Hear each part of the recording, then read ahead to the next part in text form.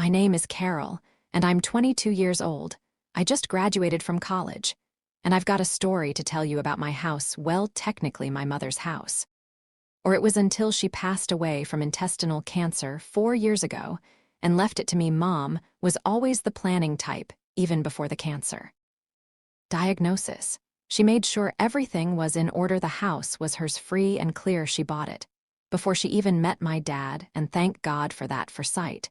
She made sure I knew about the will too. This way, you'll always have a home, she told me, her voice steady, despite everything she was going through. Things weren't always this complicated. My parents' marriage lasted 10 years before Dad decided to leave us for another woman. I was 9. When he packed his bags, no drama, no fighting over custody or property. He just left. The only thing he agreed to was paying for my college education. He set up a special account and transferred the entire sum for my future studies right away. I guess that was his version of child support. Dad started a new family pretty quickly. His wife, Linda, had their daughter shortly after. She's 10 years younger than me. I'd visit, sometimes staying at their rented house, but it never felt right. Linda would be busy with my half-sister, sing over her latest accomplishment, or fixing her hair. Dad was always working, claiming he needed to provide for his family. Funny how I wasn't really included in that category anymore. Carol, would you like to join us for dinner? Linda would ask, but her tone always suggested she hoped I'd decline. We kept things cordial, though, exchanging birthday cards, holiday greetings, the occasional forced family dinner. It was all very proper and polite in that uncomfortable way that makes your skin crawl. Mom made good money as a senior accountant, so when the cancer hit, she could focus entirely on treatment. I was 14 when we got the diagnosis. She quit her job immediately to focus on fighting the disease for 4 years. We lived between hospital visits and treatment sessions. Mom never complained, not once. She just kept fighting, kept planning, kept making sure I would be okay. But cancer doesn't care about plans. I was 18 when she died, just weeks before I was supposed to leave for college in another state. The grief hit me hard. I could barely function. That's when Dad surprised me by actually stepping up. He, Linda, and my half-sister moved in temporarily to help me cope with the loss. I was too numb to question it at the time, too grateful for any support I could get. "Weck help you through this," Dad said, putting his arm around my shoulders. Linda nodded along, trying to look sympathetic, while my half-sister explored what was now my house. By the end of summer, I was faced with a dilemma. College was starting in a few weeks, and I had no idea what to do with Mom's house, my house. Now, I couldn't bear the thought of selling it, but leaving it empty for 4 years didn't seem smart either. That's when Dad came up with his proposal over breakfast one morning. "Carol," he said, pushing his coffee mug aside, "I've been thinking, what if we stayed here? We pay all the bills, maintain the place. You wouldn't have to worry about anything while you're at school." I looked at Linda, who was making pancakes at the stove. She turned around and smiled. "It would be good for all of us," she added. "Sophie's already enrolled in the local school, and the house would be well taken care of." It made sense. During the 2 months they'd been staying with me, things had been surprisingly okay. Linda had stopped being so distant, and Sophie, my half-sister, had actually started treating me like a real sister instead of some stranger who showed up occasionally, so I agreed. Looking back, it seemed like the perfect solution. I packed up Mom's personal things, keeping what I wanted and storing the rest in the attic.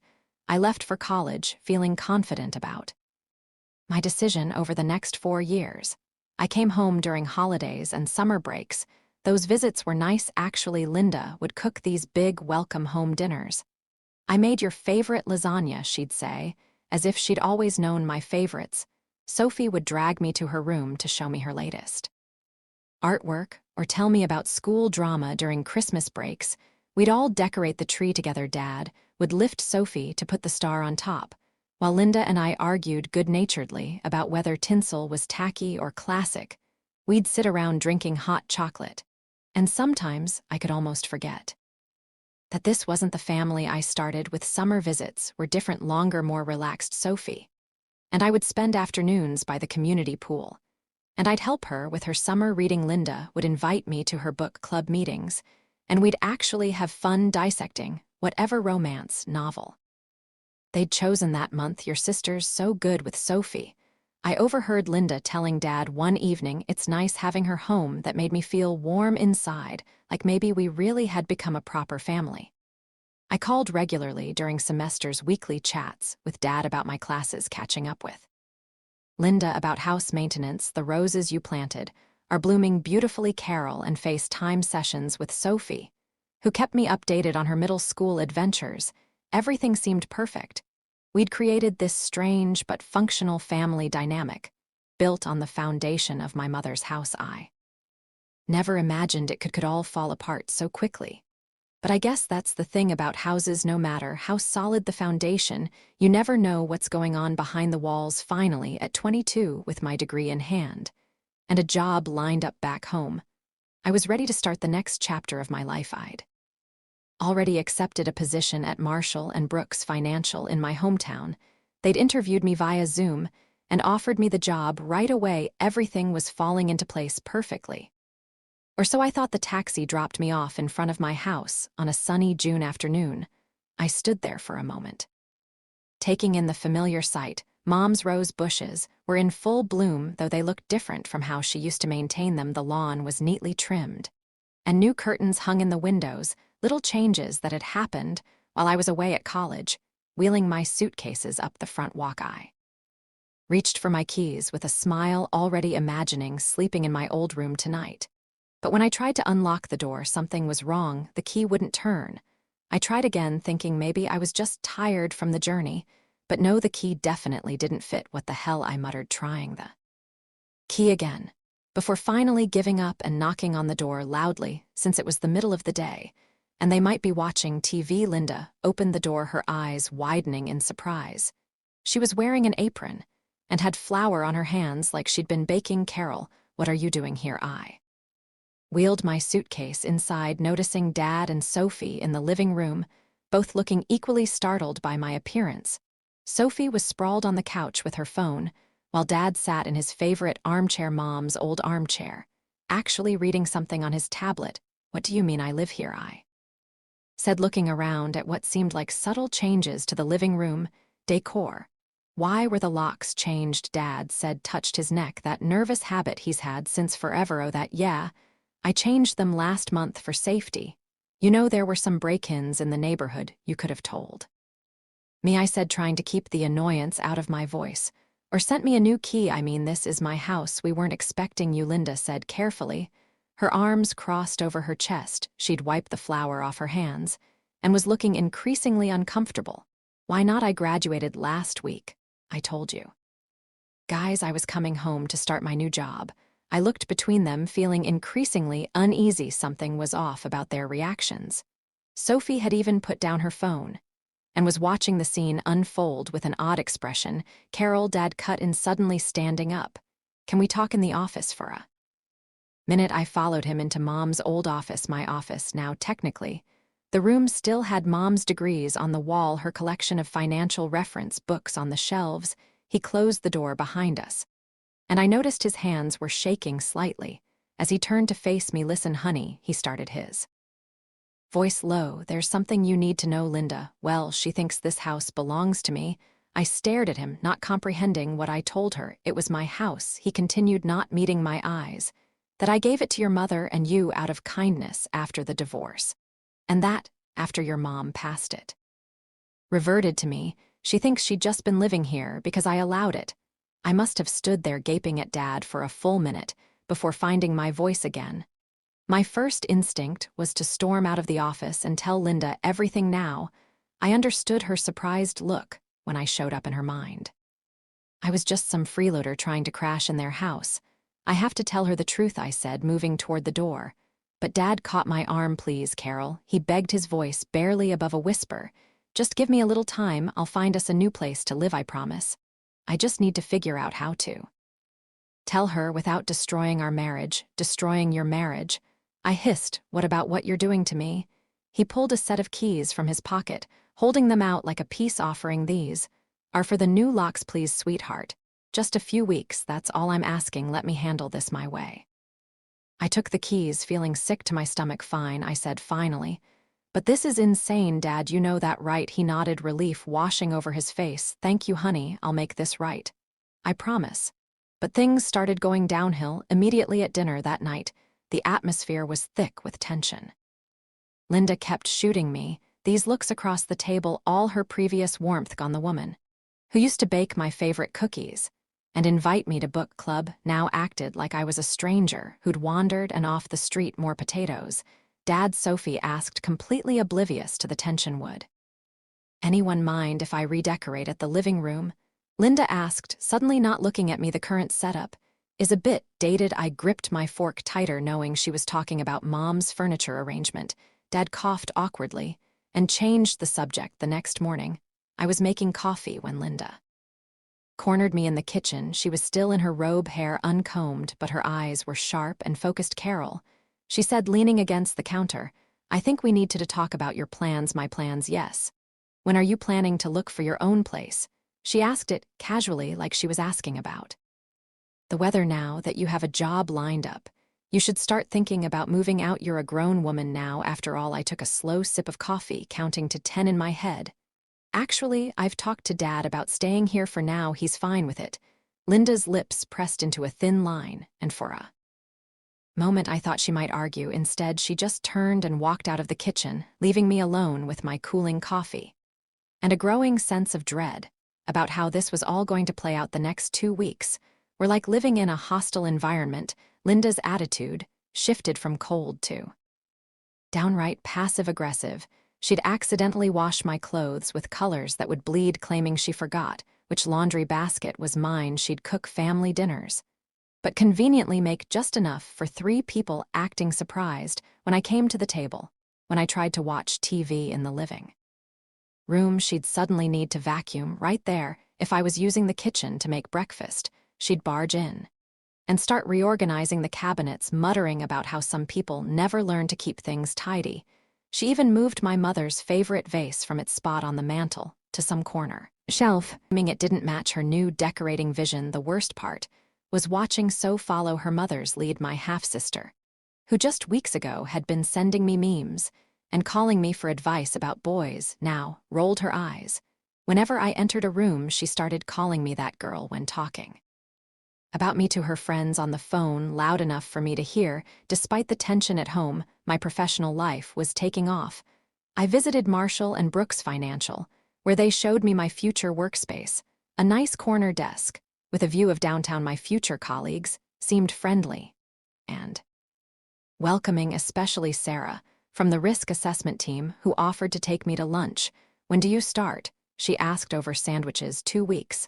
I replied, just enough time to settle in at home. That evening at dinner, I shared my start date with the family, trying to maintain some semblance of normalcy. They showed me my office today. I started in 2 weeks. Linda's fork clinked against her plate as set it down with exaggerated care. Well, isn't that wonderful? Once you get your first paycheck, you can start looking for your own apartment. I know of some nice complexes across town, very affordable for young professionals. I caught Dad's pleading look across the table. His eyes seemed to beg me to keep quiet to maintain his light. Just a little longer. I stabbed at my peas and said nothing to avoid the tension at home. I started reconnecting with old high school friends. Katie and Jessica were still in town, and we'd meet for coffee or shopping trips, falling back into our old rhythms, as if no time had passed. But coming home was always uncomfortable. I'd walk in and hear hushed conversations from the kitchen or living room that would stop abruptly. When I appeared, Dad and Linda would spring apart like guilty teenagers. Papers would be hastily shoved into drawers, and fake smiles would plaster themselves across their faces. Saturday morning, I woke up to an unusually quiet house. No sound of Linda's weekend meal prep in the kitchen. No Sophie's music blasting from her room. No Dad watching sports on TV. The silence felt wrong somehow, like the calm before a storm. I padded downstairs in my pajamas, checking each room as I went. The kitchen was spotless, not just clean, but unused. Since the night before, the living room was empty. The throw pillows perfectly arranged on the couch. Sophie's boots, usually cluttering the entryway, were gone. Even Dad's car wasn't in the driveway. I checked my phone, no messages, no notes about where everyone had gone. My first thought was that maybe they'd gone out for breakfast. But something felt off. They never went out for breakfast without at least leaving a note even. During these tense weeks, they'd maintained that basic courtesy. I tried calling Dad first, but his phone went straight to voicemail. Weird. I tried a few more times with the same result, that automated voice telling me the person I was trying to reach was unavailable. A knot started forming in my stomach. Finally, I called Linda. She picked up on the fourth ring. Just as I was about to hang up, "What do you want?" Her voice was sharp, hostile, in a way I'd never heard before. In the background, I could hear waves and what sounded like tropical music. "I just wanted to know where everyone is," I said, caught off guard by her tone. I woke up, and the house was empty. She laughed, an ugly, mean sound that made my stomach clench.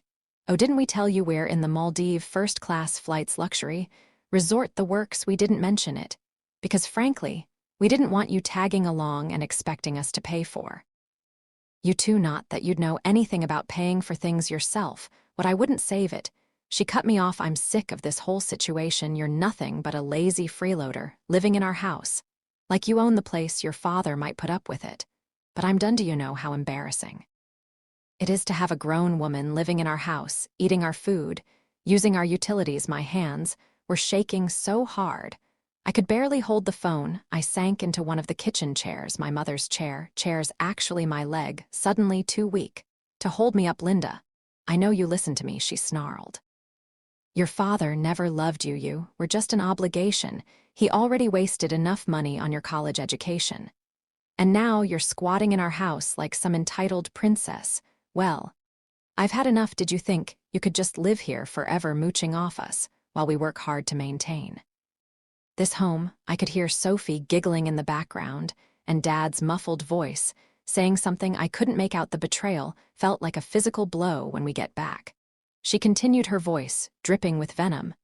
"I want you gone. Do you understand me? Pack your things and get out of our house. If you're still there when we return, I'll throw you out myself. And trust me, I won't be gentle about it. I don't care where you go, live on the street for all I care. You're not our problem anymore. And don't bother trying to call your father. He agrees with me. He's just too weak to tell you himself. We've already blocked your number. Have a nice life, Carol, or don't."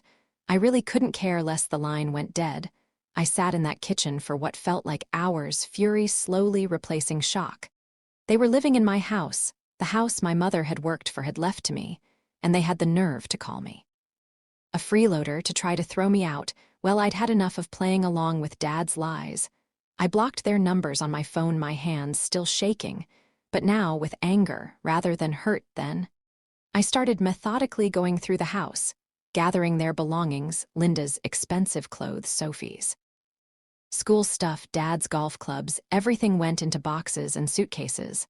I worked through the entire Saturday, fueled by rage and bitter disappointment. By Sunday morning, I had their life packed up and stacked in the garage. I found a 24-hour locksmith who could come right away. He worked quickly replacing the locks on all the doors. It cost a small fortune, but it was worth every penny. When he finished, I handed him my credit card, feeling a strange sense of satisfaction as I clutched the new keys. Monday morning, I started my new job at Marshall and Brooks. For 2 weeks, I threw myself into work, learning the ropes, making new friends, trying not to think about the confrontation I knew was coming. I kept their stuff in the garage, but I rearranged the house back to how Mom had it, removing every trace of Linda's decorating vision. Then came that Friday. I pulled into the driveway after work to find them standing there, Dad looking nervous, Linda red-faced with fury, and Sophie hanging back with a scowl. They must have just gotten back from their vacation. Their suitcases were still in their rental car. Linda started screaming before I even got out of my car. "How dare you change our locks? How dare you lock us out of our own house?" I walked calmly past them to unlock the door. Linda followed, still yelling, "We're calling the police. This is breaking and entering. This is our house." I turned to face them, something inside me finally snapping, "No, Linda, it's not your house. It never was. This house belongs to me. My mother bought it before she even met Dad. She left it to me and her. Well, the only reason you've been living here is because I allowed it temporarily." Linda laughed. But it was an uncertain sound. She looked at Dad. Tell her. She's lying. Tell her this is our house. Dad wouldn't meet anyone's eyes. He just shrugged his shoulders, slumping. She's telling the truth, the house. It was always hers. I watched, as the truth sank in, as Linda's face transformed from rage to calculation. In a matter of seconds, her entire demeanor changed like a switch had been flipped. "Oh, Carol, sweetheart," she said, forcing a laugh. "You didn't think I was serious on the phone, did you? I was just joking. You know how I can get sometimes. All that sun. And those tropical cocktails went to my head." "Stop it," I said quietly. But she kept going. "We're family. Remember all those nice times we had, the book club meetings, the holiday dinners. We can have that again." She took a step toward me, arms outstretched, like she was going to hug me. Dad jumped in then, his voice thick with emotion. "Princess, I'm so sorry. I know I handled this all wrong.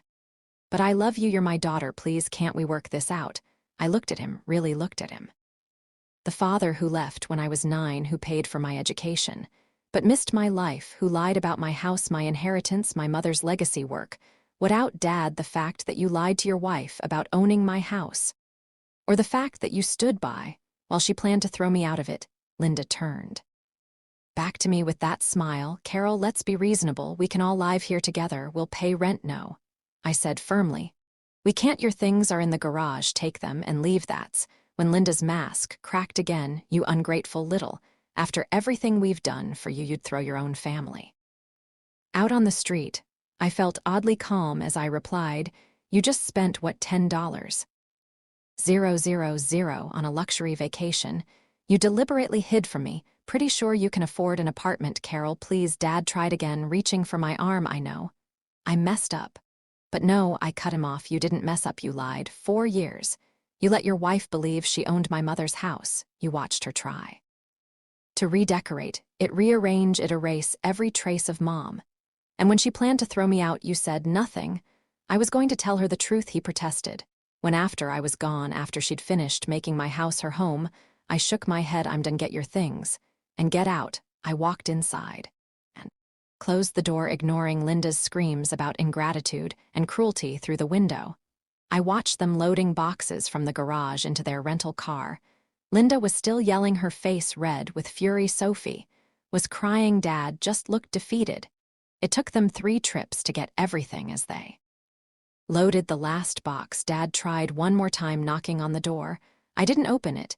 They finally left as the sun was setting the next day. Dad tried calling from a new number. "Carol, please," he begged. "We can fix this." "No, Dad, we can't," I said. "Linda made it very clear how you all really feel about me.